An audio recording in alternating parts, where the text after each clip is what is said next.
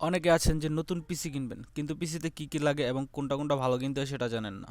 আবার অনেকে আছেন যে পিসি অনেক দিন ধরে ব্যবহার করছেন কিন্তু নতুন পিসি কিনবেন, তাদের জন্য মূলত আজকের আমার এই ভিডিওটি। একটা পিসিতে বেশ কিছু কম্পোনেন্ট আছে যা ব্যবহার না করলে আপনার কম্পিউটার চলবে না।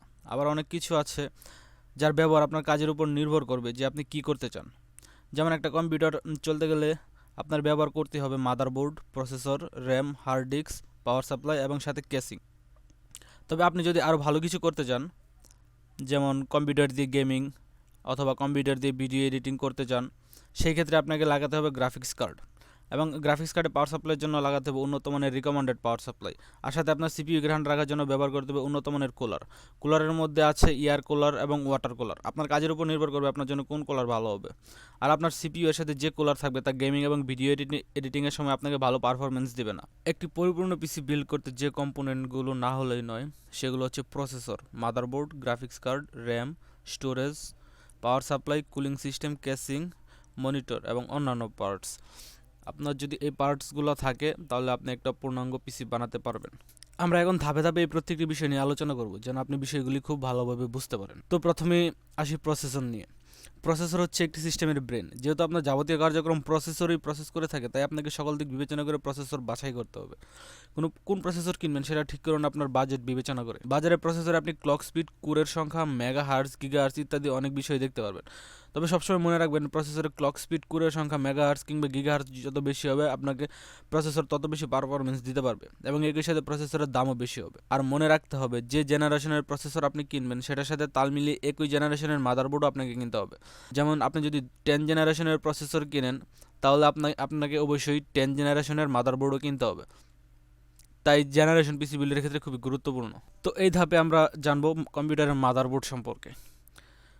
মাদারবোর্ড হচ্ছে কম্পিউটার কেসিংয়ের মধ্যে একটি বোর্ড লাগানো থাকে যেটার মধ্যে কম্পিউটারের বাকি অংশগুলি কানেক্ট করা থাকে এবং এই বোর্ডটি হলো কম্পিউটারের সবথেকে গুরুত্বপূর্ণ অংশ। এজন্য এই বোর্ডের নাম দেওয়া হয়েছে মাদার বা মা। এই বোর্ডটি ছাড়া কম্পিউটার প্রায় অচল বললেই চলে। মাদারবোর্ড কি, মাদারবোর্ড কত প্রকার ও কী কী, মাদারবোর্ডের বিভিন্ন অংশ এবং মাদারবোর্ডের বিভিন্ন পোর্টগুলি সম্পর্কে বিস্তারিত আলোচনা করব। যদি আপনি মাদারবোর্ড সম্পর্কে এসব প্রশ্নের উত্তর পেতে চান তাহলে আজকের ভিডিওটি আপনার জন্য। একটি কম্পিউটারের CPU, RAM, hard disk, monitor, BIOS, CMOS, mouse, keyboard এই সকল জিনিসগুলি একত্রে কাজ করে এবং সেগুলি আলাদা আলাদা ডেডিকেটেড পোর্টের মাধ্যমে জোড়া লাগানো হয়। মাদারবোর্ডের সাথে এই সমস্ত অংশগুলির কানেকশন তৈরি থাকে এবং মাদারবোর্ডে পাওয়ার সাপ্লাইয়ের মধ্য দিয়ে এই সমস্ত ডিভাইসের সাথে ইউজারের কমিউনিকেশন গঠন করার কাজ করে থাকে। মাদারবোর্ড হলো একটি প্রিন্টেড সার্কিট বোর্ড অথবা পিসিবি। বিভিন্ন ধরনের উপকরণের কানেকশনের তৈরি হওয়ার জন্য এর মধ্যে বিভিন্ন ধরনের পোর্ট দেওয়া থাকে এবং মাদারবোর্ডের যে পার্টটি থাকে সেটি হলো প্লাস্টিকের তৈরি। মাদারবোর্ড সাধারণত দুই ধরনের হয়ে থাকে, এক হচ্ছে ইন্টিগ্রেটেড মাদারবোর্ড আর হচ্ছে non integrated motherboard. Non integrated মাদারবোর্ডে CPU, RAM, graphics card, sound card এবং আরও কম্পোনেন্টগুলি আপগ্রেড করা যায়। এই মাদারবোর্ড ডেস্কটপ কম্পিউটারে ব্যবহার করা যায়। ইন্টিগ্রেটেড মাদারবোর্ড তুলনায় পাওয়ার বেশি কনজাম করে, সাইজে বড় কিন্তু এর পারফরমেন্স তুলনায় অনেক ভালো, তাই এই মাদারবোর্ডের দাম তুলনামূলক একটু বেশি। আর হচ্ছে নন ইন্টিগ্রেটেড মাদারবোর্ড। এই ধরনের মাদারবোর্ডে CPU, RAM, graphics card, sound card ইত্যাদি ফিক্সড থাকে, যার কারণে এগুলো আমরা পরবর্তীতে আপগ্রেড করতে পারি না। নন ইন্টিগ্রেটেড মাদারবোর্ড থেকে সাইজে এ ধরনের মাদারবোর্ডগুলি ছোটো হয়, ফলে কম স্পেস লাগে এবং পাওয়ার কম কনসাম করে। এই ধরনের মাদারবোর্ড পোর্টেবল ডিভাইস যেমন ল্যাপটপে ব্যবহার করা হয়ে থাকে। তো এখন আমরা কথা বলবো কম্পিউটারের প্রসেসর নিয়ে। আমরা নিয়মিত যে ডিভাইসগুলো ব্যবহার করে থাকি যেমন কম্পিউটার, ল্যাপটপ, মোবাইল ফোন এই সবগুলোতে প্রসেসর ব্যবহার করা হয়ে থাকে। প্রসেসর হলো কম্পিউটারের অন্যতম প্রধান হার্ডওয়্যার। মূলত একে সিপিইউ অথবা সেন্ট্রাল প্রসেসিং ইউনিট বলা হয়। প্রকৃতপক্ষে মাইক্রোপ্রসেসর একটি স্বয়ংসম্পূর্ণ এবং প্রোগ্রামেবল গাণিতিক ইঞ্জিন যা ইনস্ট্রাকশনের মাধ্যমে কম্পিউটারের যাবতীয় অপারেশন নিয়ন্ত্রণ করে এবং সম্পাদন করে। অর্থাৎ আমরা যখন কম্পিউটার চালানোর সময় বিভিন্ন কমান্ড দিয়ে থাকি সেগুলো প্রসেসর প্রসেসিং করে আমাদের ডিসপ্লেতে শো করে। প্রসেসরের নির্মাতা প্রতিষ্ঠানগুলোর মধ্যে সবচেয়ে জনপ্রিয় হলো বর্তমানে ইন্টেল এবং এএমডি। তবে আমাদের দেশে ইন্টেল প্রসেসরের জনপ্রিয়তা একটু বেশি। ইন্টেল এবং এএমডির মধ্যে পার্থক্য এবং এই দুইটা প্রসেসর সম্পর্কে বিস্তারিত পরে আরও একটি ভিডিওতে আলোচনা করা হবে। যাই হোক, এখন তাহলে মূল টপিকে ফিরে আসি। আমরা যখন কোনো প্রসেসর বাছাই করব তখন যে বিষয়গুলোর উপর ফোকাস করা উচিত সেগুলো হলো clock speed, number of course, cache memory, FSB. প্রথমে আসি ক্লক স্পিড বিষয়ে। ক্লক স্পিড এটাকে গিগাহার্টজও বলা হয়। প্রতিটা প্রসেসরের গায়ে 3.00 গিগাহার্টজ, 3.4 গিগাহার্টজ, 4 গিগাহার্টজ ইত্যাদি লেখা থাকে। তো এখানে ক্লক স্পিড বা গিগাহার্টজ বিষয়টা আসলে কি? সহজ ভাষায় আপনার কম্পিউটার কত দ্রুত হিসাব করতে পারে তা নির্ধারণ করে, অর্থাৎ প্রসেসর প্রতি সেকেন্ডে কতগুলো ক্যালকুলেশন ব্যবহার করতে পারে তা মাপার জন্য ক্লক স্পিড ব্যবহার করা হয়। তারপর হলো number of core. Number of core এই জিনিসটা কি? সাপোজ আমাদের 2টি হাত আছে, আমরা আমাদের 2 হাত দিয়ে একসাথে 2টি কাজ করতে পারি। এখন ধরুন আমাদের যদি 4টা বা 5টা হাত থাকতো তাহলে ঠিক ওই পরিমাণ কাজ আমরা একসাথে করতে পারতাম। নাম্বার অফ কোর মূলত এভাবে কাজ করে থাকে। তার মানে প্রসেসরের কোর যত বেশি থাকবে সেই প্রসেসরটি তত বেশি কার্যক্ষমতা সম্পন্ন হবে। প্রসেসরের নাম্বার অফ কোর এর আরও প্রকারভেদ আছে। ফর এক্সাম্পল, আমরা যখন মার্কেটে কোনো স্মার্টফোন কিনতে যাই তখন আমরা ফোনের কনফিগারেশনগুলো দেখি। একইভাবে যদি আমরা প্রসেসরের দিক লক্ষ্য করি তাহলে সেখানে দেখব ডুয়াল কোর, কোয়াড কোর, হেক্সা কোর, অক্টা কোর, ডেকা কোর, এই জিনিসগুলো লেখা থাকে। এখানে প্রশ্ন হতে পারে এগুলো কি? ডুয়াল কোর হলো 2টি কোর, অর্থাৎ ডুয়াল কোরের প্রসেসরে 2টি প্রসেসিং ইউনিট থাকে।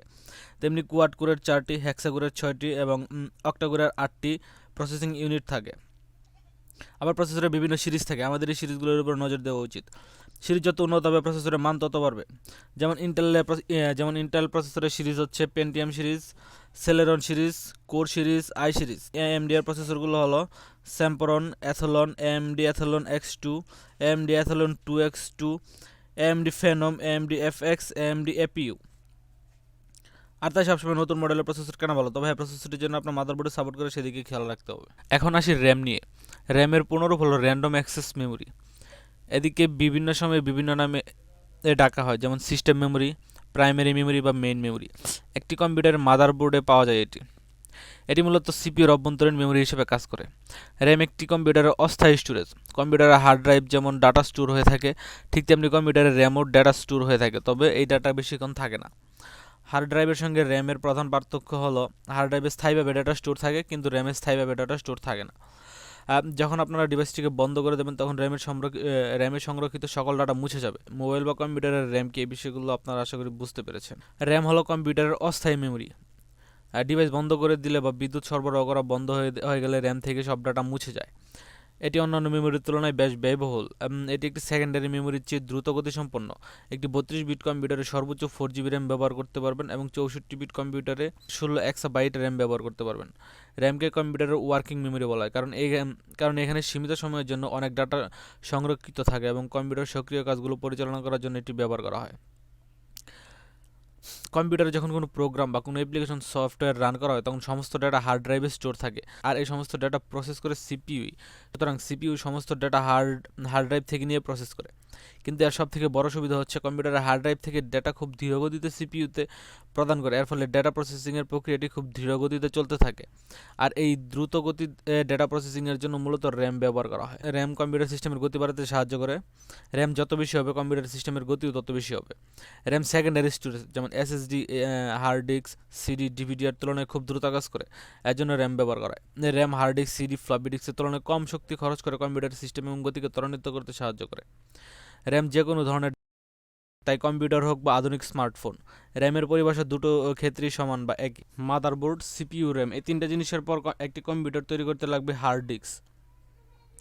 বাজারে বিভিন্ন সাইজের এবং বিভিন্ন দামের বিভিন্ন কোম্পানির হার্ড ডিস্ক অ্যাভেলেবল আছে। তারপর আপনার লাগবে একটি পাওয়ার সাপ্লাই, এবং মূলত এই জিনিসগুলো দিয়ে একটা সম্পূর্ণ পিসি তৈরি করা যায়।